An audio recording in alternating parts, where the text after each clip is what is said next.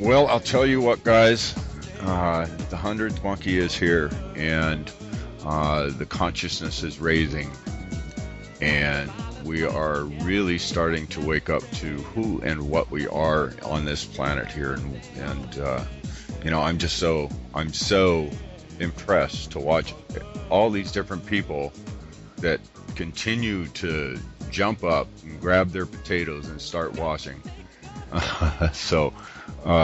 Yeah, kudos to everybody out there for taking that step, for asking those questions, and for opening your minds to greater possibilities for our future. We've got so many things going on this summer. This year of 2012, the great unveiling has been absolutely amazing for me personally, as far as how I have personally grown, how I have opened my own mind farther to be able to consider greater and greater possibilities for all of us. Ramon, we have got quite a bit of stuff going on here this year. What's been going on in the news? Well, actually, let me throw one out there.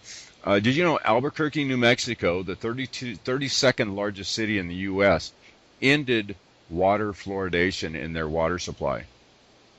Oh, I should definitely do it. Yay! Yeah, that's awesome. I mean, let's with a big city like that doing it, you know, I that 100th monkey effect kicks in, that starts to become, that gets raised higher in our consciousness, and people start questioning why they're ending it. Exactly. You know, Yeah. more and more Another news from one from Anonymous. According to them, they said they have evidence of life elsewhere, of extraterrestrial life, and they're threatening with leaking all that information out. So keep an eye and ears on that. See what happens. If you put Anonymous, we are not alone on YouTube. You'll see it's just him talking. Nothing special yet. But Yeah. let's see what happens with that. Also, you can find us on YouTube, Facebook, Twitter, and just scroll down on our page, and you have the link to that. My book is still available. It's called Scratching the Cosmic Consciousness, and you can pick it up on Amazon. And also now you can pick it up at ECETI, for those of you who go to ECETI. Then that's pretty much it. Who do we have? We've actually got a pretty good lineup coming up too. We're going to be having Anelia Benz back on the show, and John Kelly, and we're going to try to sneak James Gilliland in, Jason Berbelli again, and we haven't got a response back from Renato yet, but we're going to try to get Renato Longato back in here in the next month and a half before that conference that's happening over at Trout Lake here in a couple of months. So look forward to a great lineup coming up. So. Yeah, you just remind me, really quick, we're also able to sell Pythagoras Conference tickets over at Horseshoe, Southern Indiana. For those of you who are going, that will be October 10 to the 14th, 2012. And When you buy a ticket through us, that helps support the show. So we appreciate it ahead of Right. time. We And appreciate anybody doing that sort of thing, and also all of our members, which you guys are the ones that make this show possible. So, from the bottom of my heart, thank you, thank you, thank you, thank you, thank you. So, tonight we have Mr. Dannion Brinkley. He's an internationally renowned author and speaker in the fields of spirituality, self-development, and complementary and alternative medicines. He's author of 3 international best-selling books, Saved by the Light, At Peace in the Light, and Secrets of the Light. He's appeared on hundreds of television and radio shows, and in 1994, his New York Times bestseller, Saved by the Light, was the highest-rated made-for-television movie of all time. Dannion's deep understanding of and compassion for those who are suffering is anchored in his own personal experiences of enduring unimaginable pain and multiple near-death experiences. He's been clinically dead for 28 minutes and had 3 of the most complete near-death experiences ever recorded. His near-death experiences range from 2 lightning strikes, open-heart surgery, ruptured subdural hematomas, to brain surgery and a massive grand mal seizure. Drawing from these experiences, Dannion delivers his uniquely inspirational and insightful messages to diverse audiences worldwide on topics including near-death experiences, palliative and hospice care, and complementary and alternative healing practices. Dannion Brinkley, welcome to the 100th Monkey Radio. I don't know which one of those monkeys I am, but I am certainly privileged and pleasured to be among you. Let me ask you a question. Why do you think they quit fluoridating the water in Albuquerque? I think it has to do with the consciousness of what fluoride does to the physiology of the human being raised. And where does that information come from? There are tons and tons of scientific studies out there, Dannion, that show what fluoride does to the human body. It is the active ingredient in 90% plus all rat poisons. It's chlorofluorocarbons is the active ingredient in rat poisons. During World War II, the Nazis fed fluoride to the prisoners in concentration camps. Right. It was invented by Krug Pharmaceutical, right, and it was used to dummy down the synapse connection between the brain flow. What it does is it breaks down the combination of sugar. When you're looking at a synapse firing mechanism in a neuropeptide bond, the chemical reaction of fluoride breaks down the sugar mechanism that causes the brain to react, and it has a tendency to chemically pacify. If you combine radium, which is a natural radiation that's coming from the earth, and a lot because of the uranium composites in New Mexico, when you irradiate fluoride, you kill people. So if you have radon gas, which is what's prevalent there, and it mixes with the molecular structure of fluoride, you have a killer. Wow. Wow, so there I just learned a little bit more about fluoride that I didn't really need to know. Wow. I really don't want to go into the motives behind that, but I think most of the 100th Monkey, people awakening to the issues and taking concrete steps to stop what has been a part of the establishment control mechanism of Europe and America, and they just said it stopped tooth decay. Yeah, right.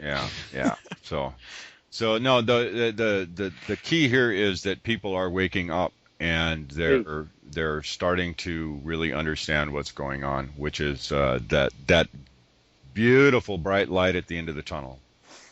Well, I know about the bright light at the end of the tunnel, Tom. I kind of figured you'd pick up on that. So, Dannion, you have, I won't call it a completely unique experience, but you have a different perspective because of the multiple experiences in the NDE things. Now, let's start this with, what are the benefits? What did you come back with out of all those experiences that panoramic life review, what did that change within you? It changed everything. You have to look at it from a very level point of view, Tom, because watch.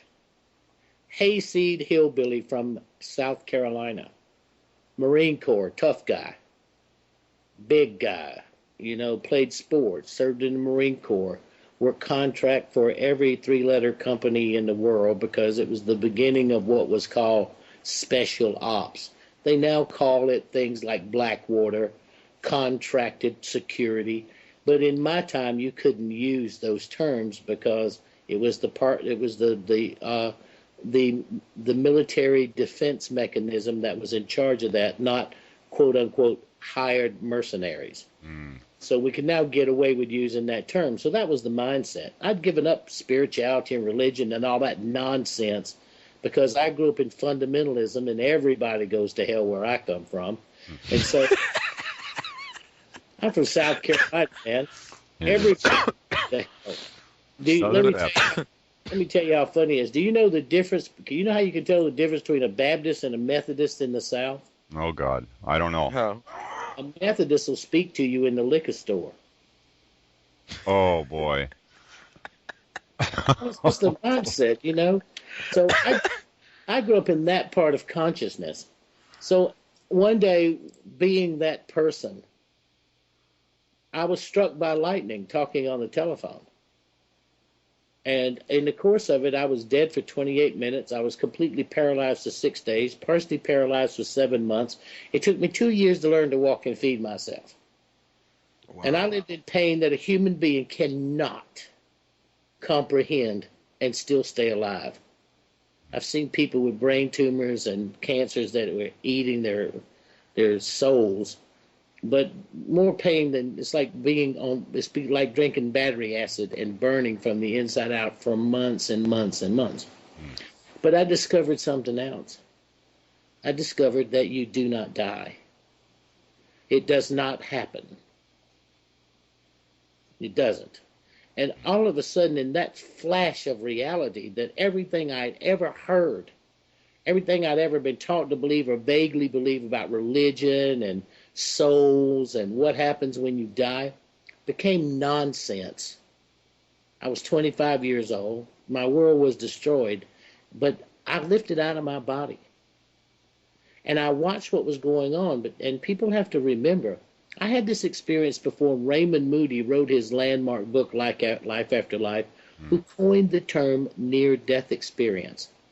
So I had no idea what this was. I had no points of reference, nowhere to go, nowhere to find it, no way to get a grip on it, but I lifted out of my body. I could see my body lying across the bed. I could watch the interactions of the people and Sandy and calling the paramedics. But I watched it from a standpoint of it's like seeing a movie on 3D. It wasn't like I was participating in it. I was an observer. Right. I watched them load me in the ambulance, and I figured since I didn't know what else to do, I better go with the lump. So I followed my body into the ambulance. And I was in this ambulance when the paramedic had his little headsets on, and he's banging on my chest. He's getting out a needle. I guess he's getting out a needle, and he goes on the headsets, and he calls to the doctor, and the doctor said, he's gone. He's gone. And I thought, gone where? I was there, the paramedic was there, and the lump was there. And then a series of chimes came, and I moved down that tunnel, and I came into a place of bright, brilliant, beautiful light, met by a being. The first time I didn't know who that being was. 2 more times I know that being is myself. It's my true spiritual self welcoming me, this part of my consciousness, back from the journey to the physical dimensions that we call the earth plane or this galaxy. And then I had, just like you said, Tom, I had this single most significant event occur. The Panoramic Life Review, I think it was coined in 1887 by a guy who was a military guy who had had a near-death experience. And it was the most perfect term because all of a sudden I saw my entire life pass before me in a 360-degree panorama. I saw everything. I mean, I always use the euphemism is you can know how many hairs was in the nose of the doctor that pulled you from your mother. Hmm. That kind of Wow. expansiveness. And then I watched it from a second person point of view to look at the choices I made and to observe what had been my optimum choice based on the situation, and then how close I came to making the right decision. Hmm. A lot fewer times than I ever thought. Hmm. Hmm. Hmm. I Got bet. the right Wh- decision. What was what was the most important thing from that life review that you noticed? What's the most important thing in our life? Two things. After you watch it from a second person point of view, you become every person that you've ever encountered. And you're going to feel the direct results of your interaction between you and that person. You are going to be everybody. And you're going to see how you affected them. So, number one, it's never what you do, it's why you do it. And people need to pay attention to their intentions and their motives, not their actions. Hmm. Number two, after you see it become every person, because I just kept hitting myself in the face for like 25 years. And that's what it was like. I mean, I didn't have any problem shooting you. It didn't bother me. I didn't want to kill you, but it didn't mind me shooting you a couple of times just to get you interested in what I was talking about, because I discovered early in life if you shoot the first one, everybody else in between him screaming has a tendency to pay attention to you when you're talking to them. Huh. This was the mindset I had. Okay? The second most important part of that I have going to be every person is you judge the panoramic life of you, the second person point of view, and being everybody else. You, as the spiritual dynamic being that you are, you look at it, and the measurement of the judgment of the life you lived is this: that if the divine or God, whichever one you choose to identify as the supreme, ultimate, compassionate place, if the divine could not come today and it sent you, in the life you just reviewed, what difference did the divine make? Right there, that was it for me as a personal spiritual being living in the earth form. I now pay attention to instead of being my angry, irritating, jerk self, when I see a situation, instead of reacting to it, I observe it. And I want to see how much compassion and how much care I can place in that event. So it was as if I was representing God that day. And that's how I view my whole life, and that's what led me to be a hospice volunteer, because everything that most people that are listening to this radio show are afraid of, I'm not. I know you don't die. I know there's no such thing as hell. That's just some kind of story somebody told somebody. And I know that we're spiritual beings that come here on a sacred, special mission. And those of us that are here today, on Cinco de Mayo, on this 5th, and on a full moon in the celebration of the dead, and I'm on this show, I think that is probably the most wonderful moment that I could have ever been on this show. And I think it's a celebration because I live to honor those in transition from this world to the next. And I created the Twilight Brigade to do that because I back up and believe the stories that I tell, and I get out every day and do this work. Yes. So if God couldn't come today, and God sent the two of you, Tommy and Ramon, what difference did God make today? You were on this show. You were promoting what you were doing. You were looking at world affairs. And you're creating an opportunity for people to come and explore who they are in the safety of the 100th monkey concept. I applaud that.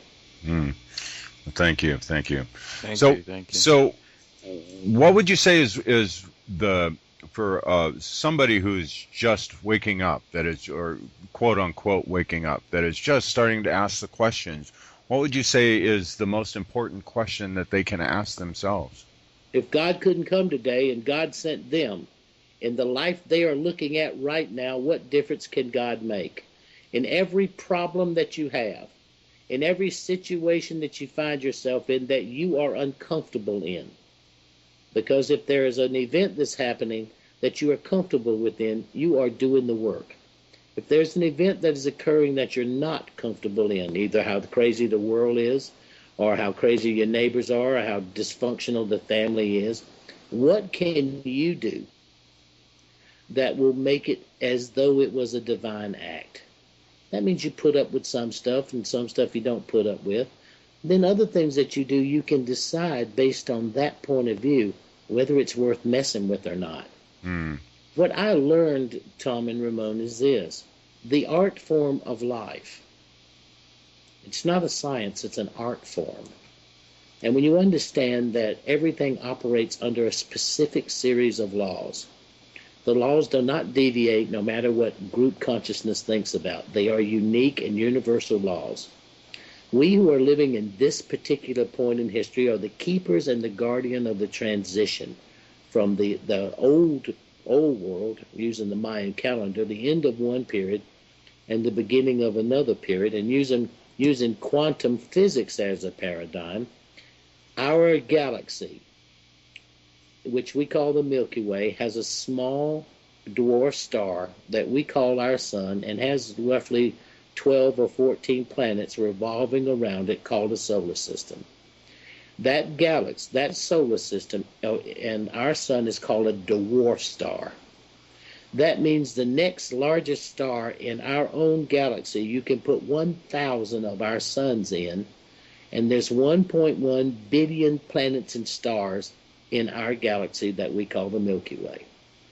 That little dwarf star and these little planets, one of them consisting of the Earth, which starts at the outer realm of the galaxy, and over 25,920 years, it migrates through the galaxy to the galactic center.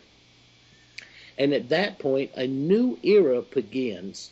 A new era begins, mentally, physically, emotionally, ethereally, and spiritually. A new era begins, and the journey of the 25,920 years back to the outside realm starts. That is astrophysics.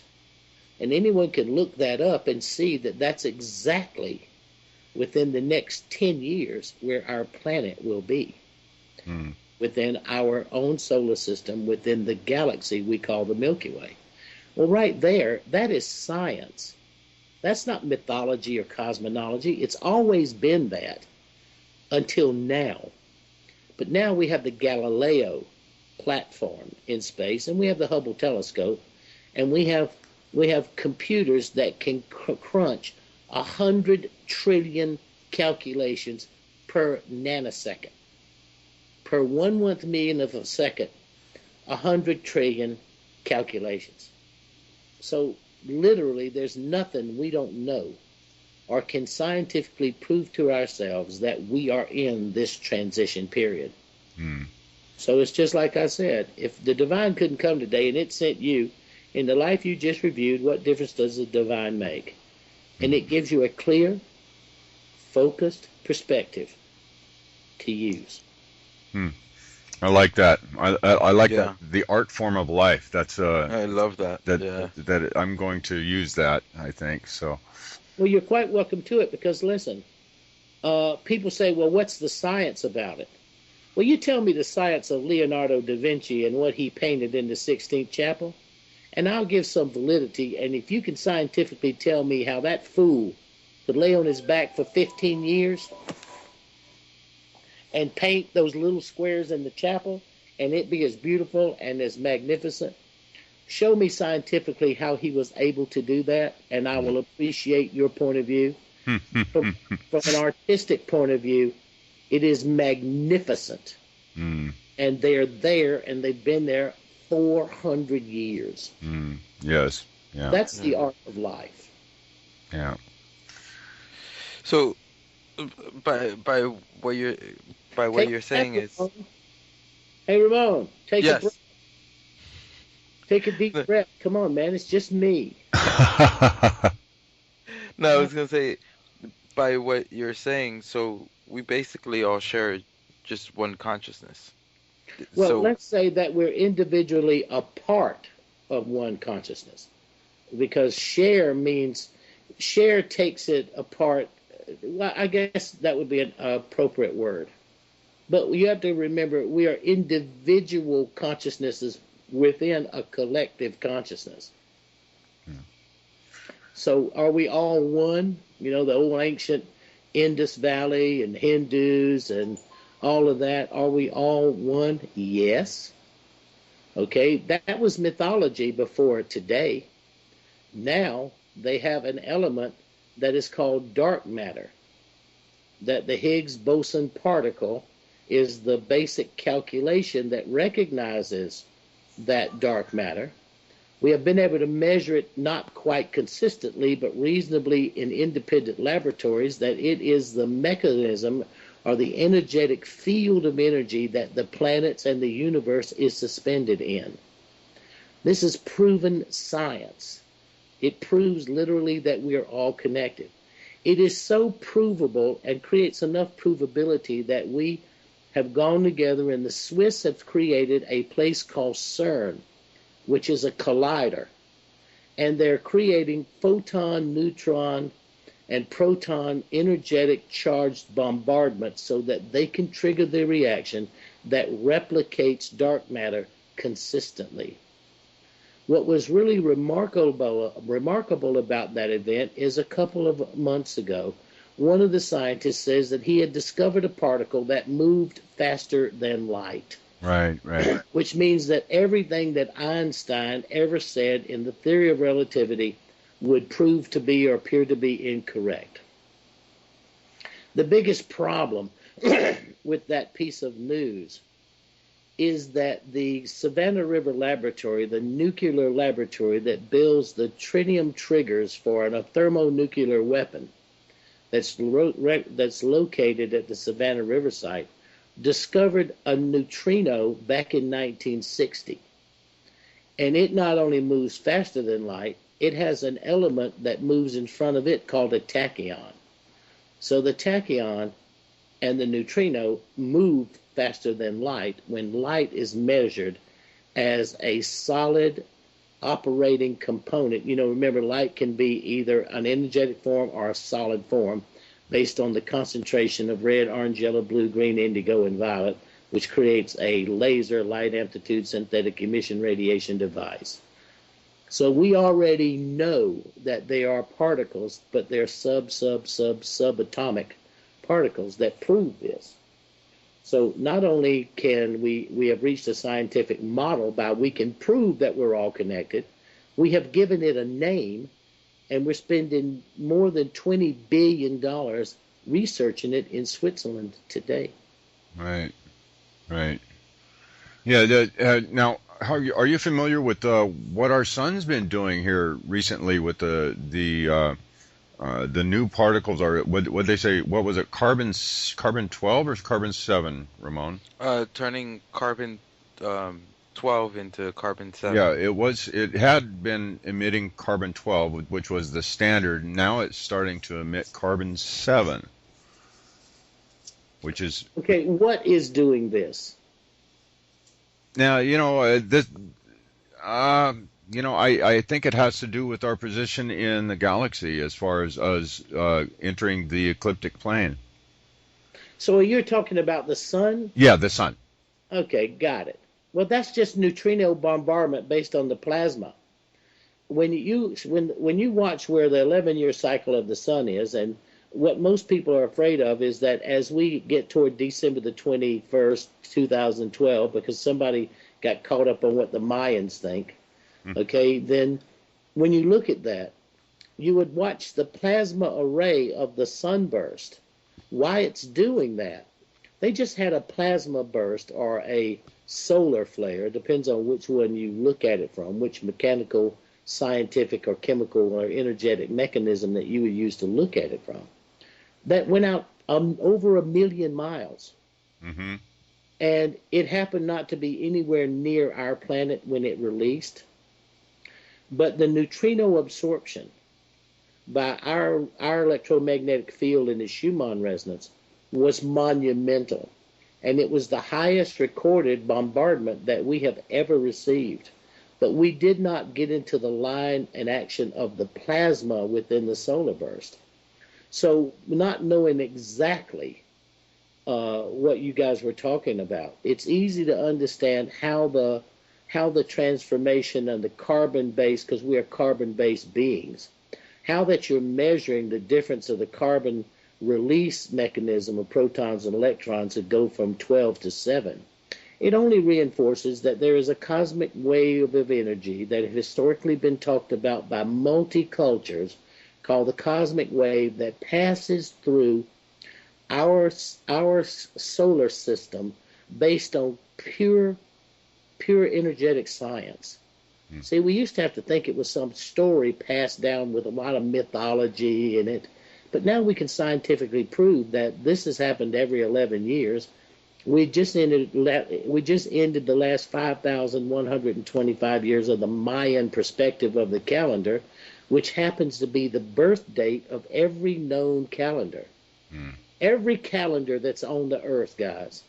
The Hebrew calendar, the Chinese calendar, the Iranian calendar, the Mayan calendar, the Toltecs, the Lakota Indians, all of these cultures except for the Aborigine, the beginning of their civilization is between 3004 and 3014 BC. Our whole universe, as we measure it, started then. So everybody had somewhere. We collectively migrated from somewhere into different parts of the world and created our own mythology about the history of who we are and where we came from. Yeah, that whole thing. There's a whole lot of question marks around our history and the different cultures and civilizations that have been here prior to what we have now. I don't know if it was the flood that reset everything. Well, every culture of the 37 major looked at cultures. I mean, but there's really like 114. They all have the same stories. Right. They're the exact same stories. And they just change it up a little bit. Like, look at the boomerang in the Aborigines. The boomerang was given them as a gift from a star god who they relate to equal to what the Norwegians call Thor, the thunder god. And Thor could throw his hammer at such an angle that it would destroy whatever was in front of it and return to Thor. And if you listen to the Aborigine story of the invention of the boomerang, it's the same as the Norwegian Odin story of Thor, the son of Odin, who brought thunder to the earth, lightning to destroy, and then they would return back to Thor. Most people don't realize that some cosmic knowledge knew that when you see lightning in the sky, it's on its way back. You don't see it coming down. You only see it coming back. When lightning strikes, they say, well, the lightning just struck, and you'd see that. But that's the lightning returning back to the cloud formation because the particles have gone from positive to negative charge. And when you look at the boomerang and you look at that from a scientific point of view, somewhere that folklore and somewhere that mysticism in the Norwegian and Scandinavian cultures, the Aborigines, Borneo, it's the same story. And nobody dies. It never happens. And why the near-death experience has come into play, guys, is it wasn't some mysticism or some yogi contemplating his navel in far-off India that created the near-death experience. It was cardiopulmonary resuscitation techniques. Right. Because you can keep bringing us back, we're going to keep coming back with these stories that are scientifically based and founded, that have so many common elements within them, and so much transformational knowledge that comes with that person about what love and compassion is, that the better they get at bringing us back. In 1975, if you were dead for 5 minutes, Okay, because when they took me into the emergency room, the emergency admitting paper says patient unconscious, patient not breathing, no EKG. And I'd been like that between 17 and 18 minutes. Hmm. Okay, because that was the time when the paramedics started clocking me, but I had been gone for probably 11 or 12 minutes before then. Right. So now you can resuscitate someone up to 3 hours. Wow. Wow. Yeah, we've definitely come a long ways there. Yeah, in just 35 years. Yeah. Yeah. So like you said, it's the 100th monkey. People are waking up. The technology and the science, the chemistry. I mean, look at the growth of the pharmaceutical industry. I mean, it is both good and horrible. Okay, Yeah. because now antibiotics create antibiotic strains. Our filtering system, most of the water you drink, has Paxil or Lipitor. These drugs are not filtered out. I mean, as it's put out into the sea. I mean, you got a bunch of mellow fish. Right. But when you look at this, it only leads to this, though, guys. We are close to the time when a pharmaceutical company has to move beyond chemistry and tell you how that pill works energetically. Hmm. Because of where quantum physics is and because of the things that we're discovering in the subatomic particle aspects in operation, and also dimensional, they can take a one neutrino, they can add a nano-structured tachyon to that neutrino and charge it and bombard it, and it will leave this dimension. Excuse me. It will leave this dimension, and when they reduce the amplification of the charge, it will re-enter this dimension. And that means that in the multi-universe theory, that this particle that is physical can leave our physical reality and travel to another physical reality, be calculated. We don't know where it goes, but not only do we know it goes there, we put a tracer on it to make sure when it comes back, we can identify it when it returns back to this sphere. Right. So that means, like in the book of Revelations, if in the Bible it says there were 7 heavens, a neutrino with a tachyon attached to it creates the possibility that there is another dimension that could easily be one of those 7 heavens. Right. That's Right. just simple science, Tom. Yeah. Yeah. So Wow. what I know you've probably talked to quite a few people who have had who have been able to do the conscious intentional type out of body experience. What parallels have you found between that sort of out of body and the NDE? 2 completely different worlds. Out-of-body experiences, which is a particular pattern found within the near-death experience. Okay?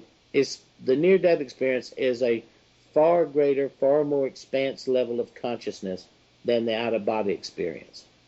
But I believe that the out-of-body experience is not only within the conscious skill and ability of everybody on the earth. I think because of the energetic fields of energy that are now moving through our solar system, our little planets and stars, because of where we are positioned in the galaxy, it would be easier through meditation and music and intention to be able to have these experiences than it's been probably in the last 125 years. Right. Yeah. Well, I had a spontaneous out of body when I was, this was 23 years ago. I had a spontaneous one, and it took me 20 years, and not through the whole 20 years, but off and on through those 20 years, trying to get back to that place, and I've actually been able to do it again. So it's an amazing, absolutely amazing experience, and that experience itself brought me that knowing of that we are eternal beings, that there is no such thing as death. So I think that for those who don't want to go through the NDE experience, there is a group, and I'm always looking for the same thing you're looking for, Tom. I'm looking for ways that people can experience and have a basis about their identity Right. in these times without having to go through what I've been through, because it's cost me hundreds of thousands of dollars and a lot of pain. And because I learn very slowly. The only thing I can figure is they hang around and they say, well, he's getting a little off center. We need to kill him again to get him back up. About every 10 to 12 years, all those angels are hanging out at the cloud bar having a couple of cloud shakes, and they're talking among themselves. It says, Dannion's starting to be an asshole again. I think we better go kill him. So I can move dimensionally in 3 or 4 places automatically. I can move 3 dimensions to my right and 2 dimensions to my left, because each of those are different sectional parts of the brain and how it operates in ethereal energy. But I can do that at will. I can listen to the tone in a person's voice, and I can listen to the structure, the conjugation of the verbs, and I can enter a dimension that gives me knowledge and understanding about them. I developed that skill because when I'm at the bedside of someone I've only known a week and I have to try to help them find resolutions to the issues that they're going through, I don't have time to listen to it all. I have to communicate, enter that plane and field, and absorb that information so that I can help them find resolution and peace and contentment as they make their transition. So when someone wants to have an out-of-body experience, the most important point about beginning the process is their intention. That once you achieve that goal, what does that mean and what are you willing to do in return? You guys created this radio show, and it gave you a sense of peace that it doesn't really matter what's going on around you. You will win the argument that we are eternal spiritual beings sooner or later. I just laugh at people. I listen to people tell me stuff, Tom and Ramon, and I just laugh. The other day, this guy was telling me about a near-death experience he had, and he went to hell, and he had a hellish near-death experience, and I started laughing, and he wanted to know why I was laughing at him. I said, man, if that is all you think, if you think that what you've done and that little dab of stuff that you're telling me and that you went to hell for it, that means there's absolutely no way on this earth that I shouldn't have gone to hell at least the first 2 times.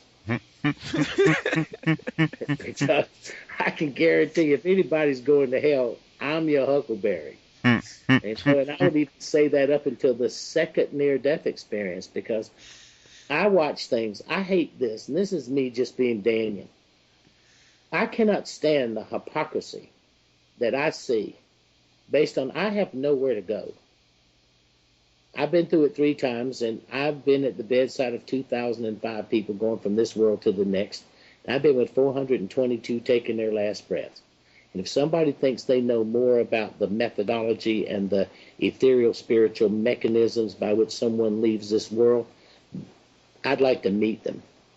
I mean, I know there's people know as much about it, but there's not many who knows more about it, because I study it like an art form. And I've been through 3 of these over 22 years. So when I listen to people say that kind of stuff, a lot of it's really funny. And I always tell people, let me give you the bottom line about all this. If it's not funny, it's not spiritual. And if you want to tell me something about God, or you want to tell me something about spiritual or cosmology, it better be funny when you're telling it to me. Why? Because I have never been to hell. Never. So those people who have those experiences, is it that they're creating it themselves? Okay, roughly about 3%, Ramon, of everyone who has this experience, which is probably about 38% of the population, has some form, either an out-of-body experience, but it's around probably 25 or 26% have a near-death experience. I don't know why or how that mechanism works. But what happens is about 2.5% of that 3%, I can write it away. I can listen to them. It's a chemical reaction in the brain. It's oxygen brain deprivation. It's a fear. It's fight or flight. Fear structured mechanism emotionally, because it's either they under some kind of anesthesia They're in some form of shock, or the suddenness or the point of it. Like we have a lot of people who have sleep paralysis who relate that to a near-death experience. And then there's a 0.5%, I have no idea. I don't have any idea how that mechanism came, and I have to accept the fact that that 0.5% did have some form of hellish experience. But most of that stuff, like 99.99%, you can explain it. I mean, everybody who thinks they've had a near-death experience didn't have one. But because there became such a use of the commonality of the term near-death experiences, and the fact that the out-of-body experience or the quasi-dimensional reality comes into play, they can house that mystical experience within the near-death experience and create some form of acceptability among their peers and among the world that they live in, instead of trying to explain an out-of-body experience like you went through, Tom, and hoping people just didn't think you crazy. Right. I didn't care what people thought, because for me and my Dannion jerk self, one day I never believed any of this stuff. I thought it was the stupidest crap people would say. Oh, please. You either didn't take enough or you took just a little too much of whatever it was you were doing before you started telling this story. Okay, well, this is just me. I mean, this is the guy I am. Why people can trust me is, I don't do all that stuff. I don't live it. I call it the Swami business. They said, what business are you in? I said, well, I'm in the Swami business. Okay? And so I don't do all that. One day I never believed a word of it. The next day I was dead, and the day after that I became everything I never believed. So I went from there is no such thing, there was no paradigm that gave it validity until it happened to me. And anyone can follow my life over the last 35 or 6 years and see that I live exactly the way I say. All right. I define it, and I do exactly what I say I'll do based on it and what I've said from day one. Now, I won't say it didn't take me a year before I could talk about it and really get involved in it. And if it had not been for Dr. Raymond Moody, I would have been crazy, locked up in some state institution. Because everything I never believed became real. That's why I said up until the second near-death experience, after 13 years, they knew they better kill me. We better get it. We better get his attention because this fool knows too much and he's getting mad. He's starting to act like an asshole again. Oh, boy. Damn, try this, Dan. First we strike you with lightning. Okay? That's your spiritual self. Then we're going to cut your heart out of your chest. And we're going to put a mechanical valve inside so that you hear it ticking 24 hours a day, 7 days a week, so you know you're on a schedule. I have a prosthesis valve, and I hear it tick. Wow. I hear it tick all day, every day. So they said, we're going to give you some place to relate your time frame. Then, 7 years after that, I was getting biggety again. I know how Captain Hook felt about that crocodile with the clock. Boys are a little slow on the uptake now. I got it. Oh, jeez. Come on, what are they going to do? Kill me? What's that deal? What is that? That ain't nothing. That's something that's funny to me. You think you could scare me many times as I've been dead? Shh, that ain't nothing. And then number 3, they said, oh, God, look at him now. He's starting to turn into a nice person. And, he's starting to get a little mushy, and we have to give him that perspective. We have to keep Dannion in a certain perspective to achieve the goals that you sent him back to achieve. Okay? And we have to kill him. So I'll tell you what let's do. Let's drill some holes in his head. Okay? Let's let him have brain surgery. So lightning strike is energetic, spiritual. Then they cut my heart out of my chest so I can hear it beat. Okay? That would be physical. Right. Because without your heart beating and breathing, the autonomic relationship of your body does not function naturally with breath, heartbeat, and blood flow in both the lymphatic system and the ventricle system of cardiopulmonary reaction. So then they said, well, let's mess with his mind. Let's kill him that way. So that would be mental. So they got me spiritually, physically, and mentally. Mm. And then on top of that, after I went through brain surgery, I spent 41 hours in the recovery room. They couldn't wake me up. And I think the reason was that I was too far gone and they were worried about having a heart attack. And that the amount of anesthesia, because I stayed there for almost 2 days. Mm. When I awoke, I had a massive grand mal seizure. Went into cardiac arrest and was put in the neurocardiac ward on life support.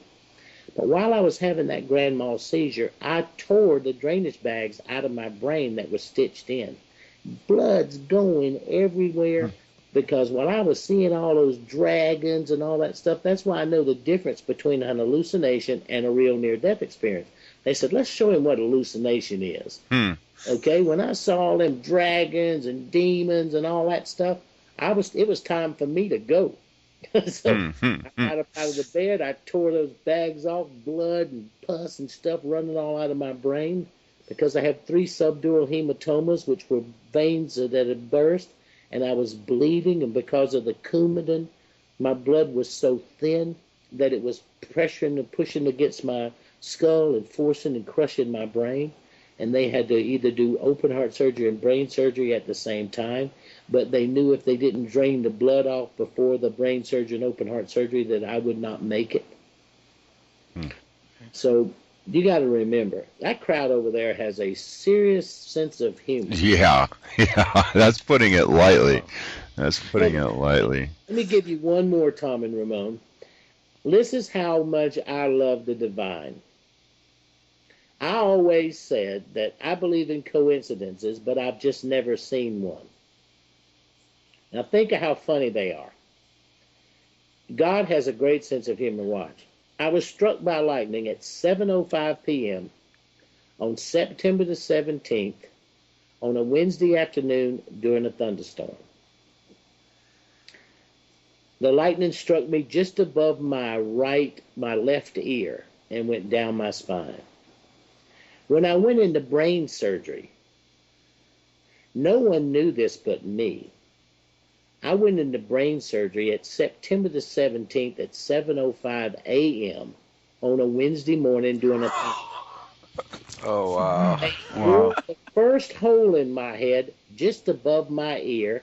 And if you were in this room with me right now, the hole that was made when the electricity went into the left side of my brain, and the hole that was made in the drill that went in the right side of my brain, you can put them together, and if you could stick my fingers together into those holes, they would touch. Now, that's a coincidence, and so I quit saying that. Wow. Wow. So that's, yeah. That's the absolute... Those kind of things leave little room for doubt, don't they? Tell me about it. Yeah. Hello. So what do? You do just what you're doing. You begin to see how it all fits together. Okay? But you lose fear as the driver. Right. You have to find a whole new sense of motivation. Right. And I found compassion and understanding, caring and appreciation as a motivation. And I'm still a big old jerk. But first I put the compassionate side first, because I already know from 3 panoramic life reviews, that's all that matters. Life gets uncomplicated, guys. Right. When you know it like I know it. It has complications to it, but it's not complicated. Right. I have a job to do, and that's to make a difference. And in that difference, I have to choose how I'm doing it, like the 2 of you are doing with this radio show. And I do it with hospice, and we all find our own special missions, and we make it important in our divine life as well as in our mental, physical life. Right. Yeah, I think it's great. So tell me what it's like to scratch the cosmos, Ramon. Well, that's a science Take a breath, fiction. Ramon. Stop, take a breath. Just me in the audience and Tom. No, it's a science. That's a science fiction book I wrote. It took me 6 years to write down. It's an interesting read. If you like trees and Tom, let him tell it. No, it's basically about this guy who he starts having these weird dreams, and in the weird dream, they're like send him a message to build something, and finally he builds it, and he goes off to this planet and meets So he these. builds a spaceship or a vortex or a portal or a transmit energetic, beam me up I body, I call it a downloader. So basically, a it device. yeah, it uploads his atoms and then sends it off. Okay, that's cool. yeah. If you want, I can send you a copy. Make it happen. Will do. Cool. So one more question before we let you go for sure. God, I'm sorry I bored your entire day. Oh, jeez. No, Ramon likes to ask this question, but I think I'm going to ask it this time. I was just about to ask that, Tom. Yeah. So, Well, maybe Dannion knows already what we're gonna ask. what kind of communications have you had with those otherworldly entities, and do you have them currently, or can you share any experiences that you've had with either divine beings or spiritual beings or extraterrestrial? Well, I've had spiritual beings and divine beings, but never extraterrestrial, but interdimensional without any question. I haven't had an interdimensional meeting. Excuse me. I haven't had one of those in years. But in the early days after the lightning, when I would sit and move through, I didn't have to think about it. And mostly it was driven by pain. It was the system to avoid pain. Right. And I would move through these dimensions. And I would see that there were other dimensions of reality somewhat similar to ours. It's just that the structure of the form was less dense. We're pretty thick. Mm-hmm. They were less dense. And that they were going on about their business. Sometimes they would notice me, and I would know that they recognized and noticed me. And other times they didn't pay any attention to me. They ignored me. They just, here comes Dannion again, big deal. Huh. So, I mean, and it was to recognize that they recognized that I recognized their space and their dimension. Okay, ethereally, I have a couple of guides. Okay, I've only seen them every so often. I mean, one is a lady. She's like she's like a really slim lady that looks like she's from the 1880s because of the form of her dress. The other is a little short, bald-headed guy that looks like he was born. He looks like he was 50 years old, about 1930, just from me looking at his design. And then I have Alex. Alex is a Chiricahua Apache because he is the one I have the most conversations with. I especially don't like him.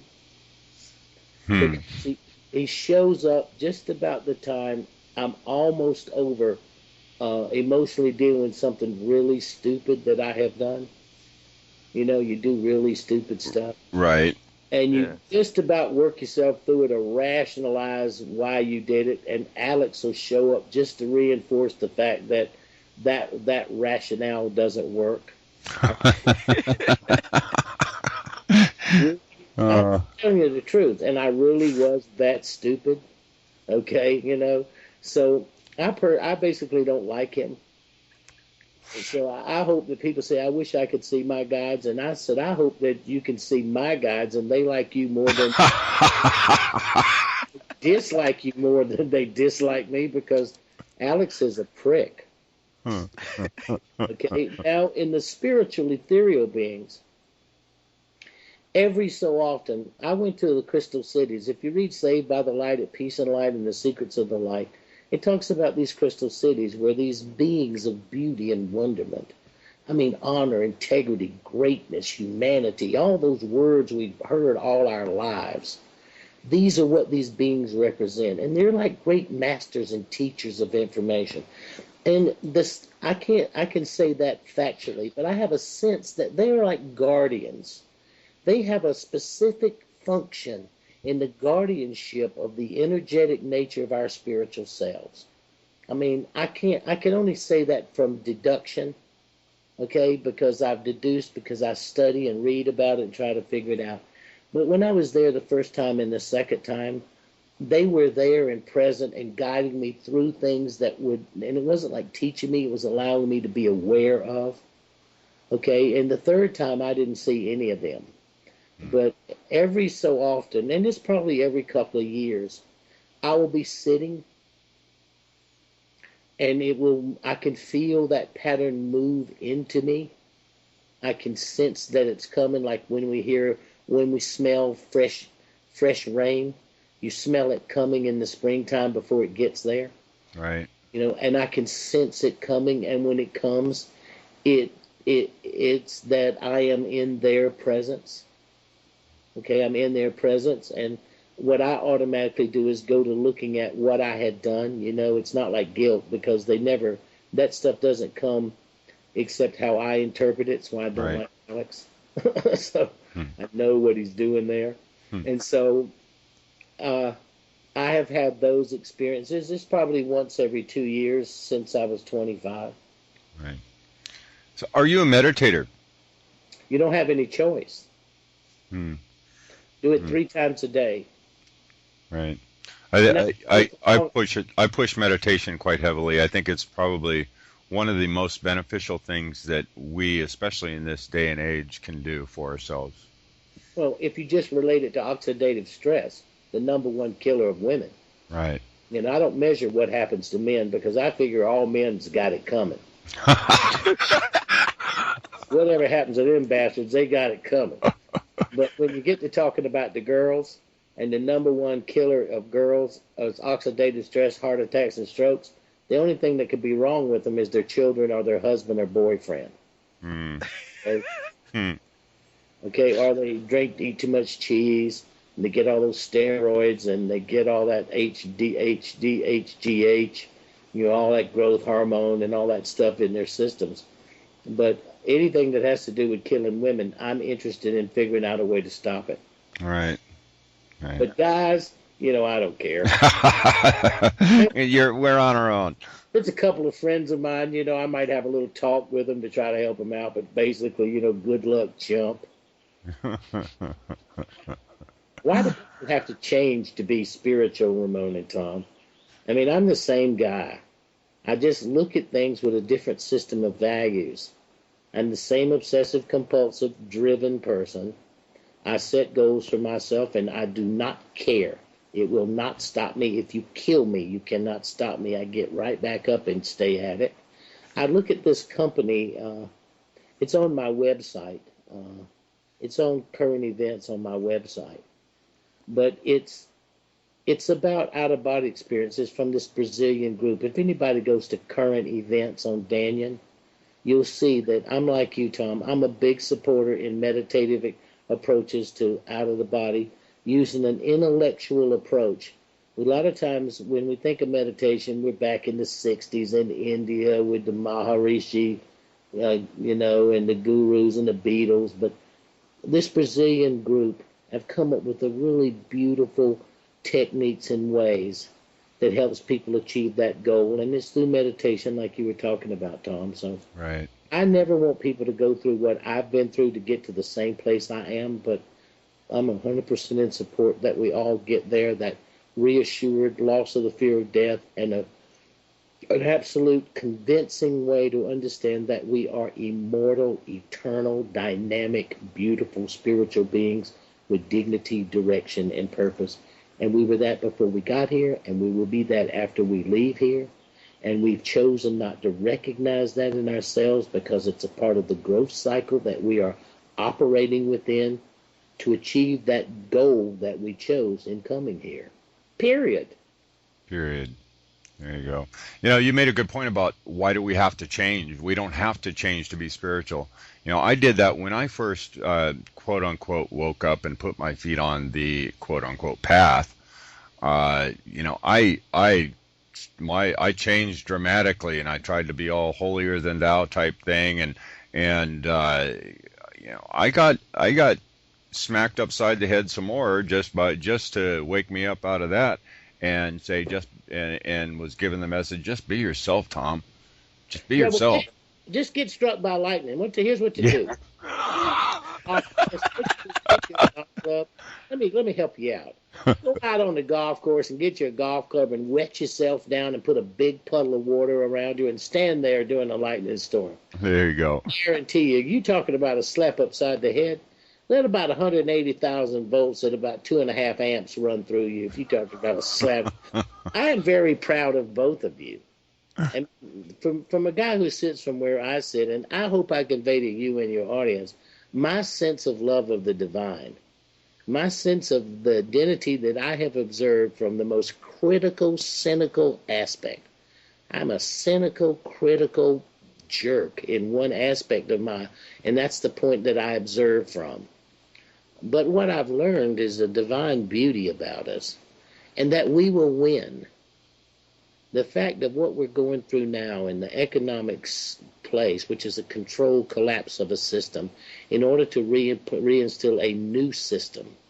And the new system is to make money plastic so that everything can be controlled, and put your health care into a position to where it's about the economics. You know, we look at Obamacare, and the president has 3 times used Obamacare as a commercial law. And if you have the IRS as the company that's possessing the enforcement, then they have complete access to your business and financial records, and at the same time they have complete control of your medical records. Well, what is there left for them to not have complete control of you? Then they just have to scare you some kind of way so that you'll give up more of control of your life to their systems, as opposed to keeping your spiritual independent self. That's where we as a nation and a world and in our personal selves are this day. Right. The scary part about that is it's true. Right. But the comfortable part about that is it's cyclic. The Mayans prove in their calendar. The Egyptians prove it in their calendar. The Chinese prove it in their calendar, that these are cycles. And they come based on the energetic and spiritual effects where science and spirituality meet in the evolution of our solar system within the galaxy, within the universe, of the electrically beautiful, energetic, spiritual reality that we live in. Try this one. Let me give you one more, Tom. Let's say we were trying, Ramon, let's say we were trying to figure out physically where we were. You know, who are you? So let's say that we're all made of atoms, like Ramon is using as a transferable mechanism. But we're made of atoms, molecules, and cells. That's our physical composition. Well, if you took all the empty space out of an atom in your body, you would take out 94.6%. An atom is 5% physical. Okay? If you looked at your molecules, a molecule is about 92% empty space. So if you took all the empty space out of all the molecules, okay, you got 92. And then you're made of cells. So if you took all the empty space out of a cell, you're around 92 or 3%. So if you took all the empty space out of every atom, every molecule, and every cell of every person who lives in the United States, which is probably 312 million people, you can take all 312 million of those people, and physically they won't fill up a matchbox. That is quantum, theoretical, proven physics. Right. So who are you? You're a great, powerful, and mighty, loving, beautiful spiritual being with dignity, with direction, and purpose. The guardianship is about our dignity. We must protect and preserve the dignity of who we are. I'm a spiritual being having a physical experience. Trying to. and very rarely doing a good job of it. Hey, everybody's got to be somewhere. Yep, that's right. Oh man. God, happy Cinco de Mayo, man! It's a full moon tonight. Yes, it is. Great. I have to take Heidi to dinner, or it'll be trouble. Well, Dannion, people can contact you at Dannion, I believe it's Dannion, .com. DANNION.com. And let's see, are you working on any other books or anything? Well, I have a new book I'm working on now. It's called 10 Things to Know Before You Go. Aspire to inspire before you expire. Nice, Oh wow. nice. And it's a composition of taking the 10 things of watching 2005 people leaving this world and studying them and breaking it down to 10 things. Why should we wait to the end of our life to deal with these 10 things? Why not read this book and put into your life and look at the things that you're going to be most worried about when those final moments come, and you're most worried about them with pain and anguish and unresolved issues and fear and grief and bereavement. And that's the most inappropriate time to deal with this kind of stuff, guys. Right. So I'm trying to get people to focus on it. And if you go to Dannion, the most important thing to me is the Twilight Brigade. This is an organization that teaches people how to deal with the transition of someone they love or someone who loves them, and to have a methodology to use. It's a weekend seminar. We're all over the United States. We're probably among the largest end-of-life care volunteer programs for dying veterans in the United States. And it's a way that I believe people can use the art of what is the most feared thing, death, and empower themselves as a spiritual being through the techniques that are taught and trained and developed by me and our group of people to best help people. Why I put up this out-of-body experience place. Not that I get anything from it or any of that. It's just that I'm like you, Tom. If I radio show, I would probably drive people crazy if I was on a radio show. You know, they'd probably have to learn to drink liquor after hanging up, after turning it off. But why are you guys laughing at me? Oh, jeez. I'm laughing at myself. I just happened to catch a glimpse of myself in the window. Dannion, really quick question. I have a friend of mine who used to work, a really good friend of mine. She used to work at, not work, she volunteered at a hostel. And for A hospice or a hostel? Hospice. Yeah, hospice is a place you stay really cheap when you're traveling around Europe. I stayed in a lot of them back in the days of free love. But she had to like stop doing it because it became Burnout. Yes. It's called burnout. Well, what happened was there was this one girl in there that was 29 years old, and it was the same age as her, and that was like a little too close to home. Makes sense though, Ramon.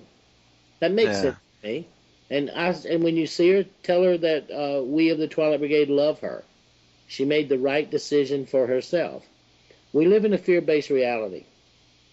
And because of the advancements of healthcare, we associate death with pain.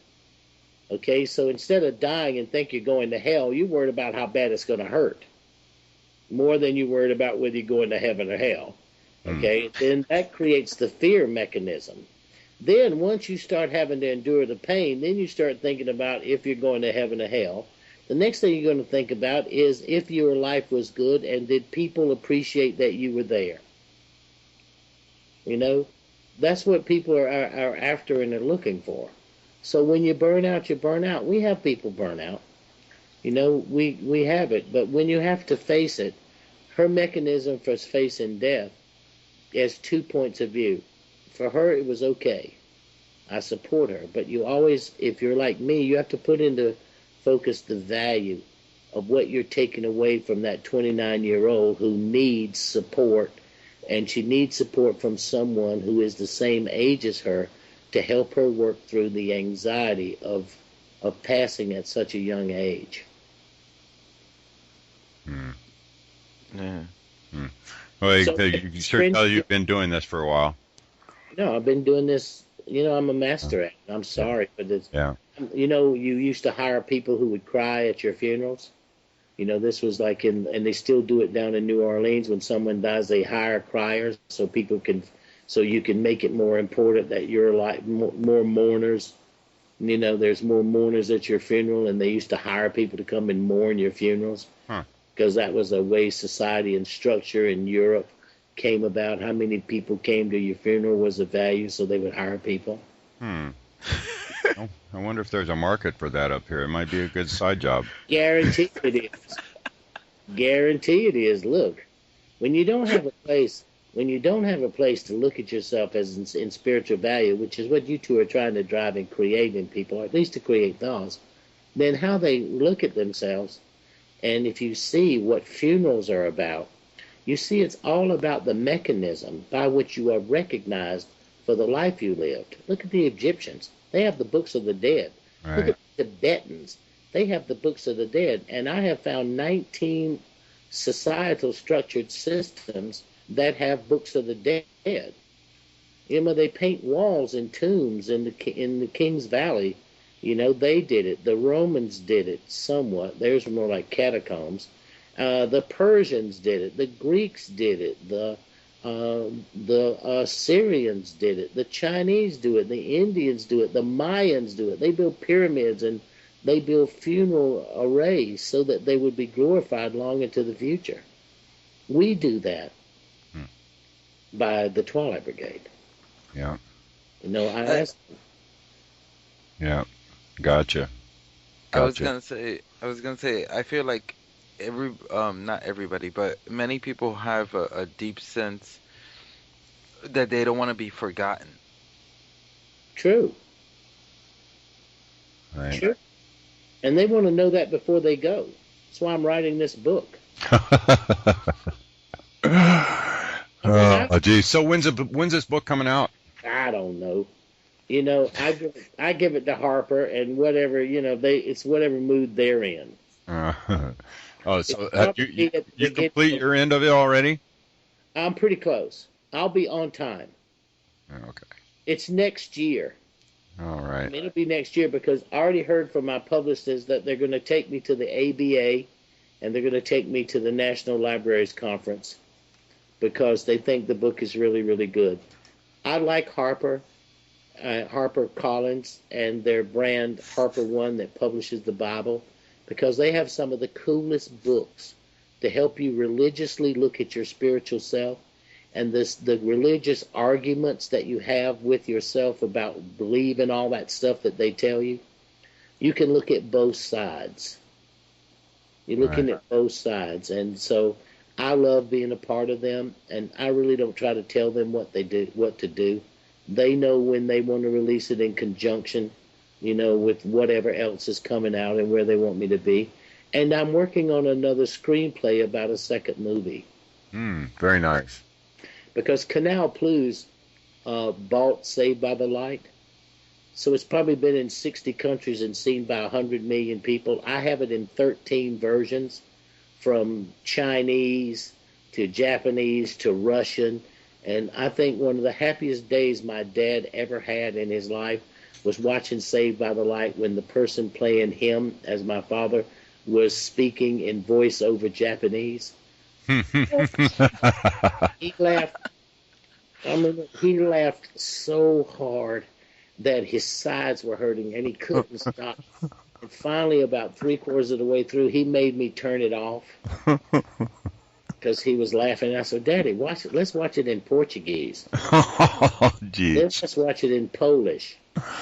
Okay, and he just, was watching Dad sit down in an afternoon with how crazy his son is, and that the whole world, and 100 million people have seen it, and Saved by the Light is, it's a cult classic. Yeah. It's considered as a cult classic. It's equal with Life After Life, Raymond's first book, and it sells tens of thousands of copies every year, still after 17 years, and I'm still that person. Nice. Very nice. Okay. Well, I'm sorry that I have bored you guys for all yeah. We better boot you out of here. You got to go take somebody for dinner before you. who deserves it. Yes, she does. I Yes, she mean, does. she's doing Before you have a fourth near-death experience. Oh yeah, well, Yeah. you know, and if I don't want another near anything. Let's do it up this time. All right. Let's blow this popsicle stand. Huh. I do not want to leave 1 second before I get my job done. There you go. No matter how magnificent and wondrous it is over there, and no matter how excited I am to ever get there, there is no way I would miss the opportunity to bear witness to the absolute end of time and the beginning of a new era. No way, and I consider it a privilege to be alive at this day, at this place, and at this point in my life. It is an absolute privilege. Here, here. Here, here. So may you brothers be blessed. I look forward to being on your show again sometime in the future. Absolutely. Definitely. Many Absolutely. blessings, and you and Heidi have a wonderful dinner. And just Dannion.com. I have a boat cruise. This year I'm going to England because I'm studying crop circles. So I go to England in July if people are interested in that. But I have a boat cruise that they've just discovered a new set of pre-classic Mayan ruins. You know, if you're a Mayan studier, and I'm a Mayan studier, and I've been there for 42 years, I've been studying the Maya. Long before I ever was dead, pyramids was always something that interests me. And so they've discovered a new set of pre-classic. I am a great believer in the pre-classic period because when the classic period came, it was about city-states like Greece was, Sparta, you know, Athens, Right. all city-states. And then it got to be everybody had an emperor, and then they'd fight over and steal each other's milk and women, you know, all that kind of conquest-type crap. And then in the post-classic period, they became seafarers. You know, they became merchants like Tulum and Cancun and those places. Those are post-classic. But in the pre-classic period, you can see structure and the geometrical configuration and the genius of the astrophysics of 2400 BC. So I like to take boat cruises because then I don't have to do anything but sit down and eat. And I like to be on that boat cruise and be on the water and hold programs on the water and sit outside and people look in the Caribbean and feel the beauty and the vastness of our potential. And then get off that boat and get on a bus and to go into a sacred site with that. And we plot it each day as if you were a Mayan. And we know what would a Mayan be thinking today? Because you have a Bolton, which is the long calendar. Then you have the second, which is the real spiritual calendar of the Maya, which we of Western world call it the agrarian calendar, 13 months, 240 days. But it's really the Maya never, the long count, the 365-day calendar is the long calendar of Botons, and that measures time as we know it. But the second calendar, the Mayans measured conscious evolution. That's what they did. And so Right. by going to the place where the Olmec and Mayan culture in the pre-classic period held on to that template as equal to the emergence of city-states, which really happens when you begin to civilize a society. You're not a nomadic tribe. You build places and you grow crops. You know, you start to grow crops, maize, those things of Mesoamerica that created social psychological structures that we call the advancement of civilizations. I like it better in the pre-classic period. They have that in Guatemala, but this new site I want to see. Sounds really interesting. Sounds really interesting. Yeah, I would love to go check that out. And it's cheap. I mean, excuse me, it's inexpensive. All right. Well, it's kind of hard for me because I'm an ocean away. Hmm. Well, all you have to do is sell some books, man. Yeah, there you go. There you go. There you go. Okay. You target the market, and you put in that you put into the you break down your number. You break down the number of what it takes as a profit margin based on how many books you need to sell, and then you write those numbers down and take it out of your head and you write it down on a piece of paper. You put that piece of paper wherever it is that you get ready to do something. Put it on your bathroom mirror, put it on your refrigerator, because the general purpose of when you get clean and get dressed and you eat, the intentions of the blessings and the prayers that you put really culminates in the spiritual self, activating the ethereal self, activating the mental self, manifesting it in physical. But until you write those numbers down as a goal from the inside of your head onto a piece of paper, you have never created a mechanism for it to manifest physically in your life. You're just thinking about some crap. I mean, excuse me. You're concerned and processing certain information to come to a specific conclusion that would dedicate and directly recognize. Did you get all that, Ramon? Yes. All right. I want to. Well, we have the recording, so I can go over it. Yeah, there you go. It's the same as thinking some crap. I'm just saying it nicer. Yeah, exactly. Well, I love you guys. I appreciate you having me on my show. If it's not too boring, or you don't get a lot of hate mail and nobody's marching in front of your houses and stuff, I would look forward to be on again. And Sounds great, Dannion. Definitely. Thank you very much. Okay, I want to thank everybody for listening and supporting everything that we're doing and everything Dannion's doing and everything all you're doing. And remember, condemnation without investigation is the height of ignorance. The love you deny is the pain you carry. And we love you guys.